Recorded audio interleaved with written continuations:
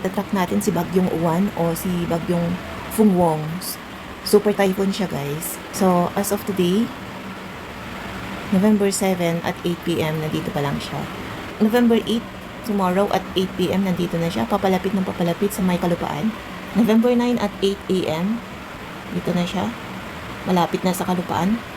At makikita natin dito, sobrang lawak ang sakop ng bagyong ito kasi ito ay super typhoon. So, asahan natin ang matinding pagbaha, matinding pag-ulan. So, sa Sunday, November 9 at 8 p.m. dito na siya. Malapit na siya sa kalupaan talaga. Tingnan niyo naman yung lawak ng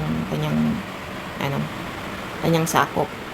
So, asahan natin ang matinding pag-ulan talaga dyan sa November 9 hanggang sa November 10 ng madaling araw.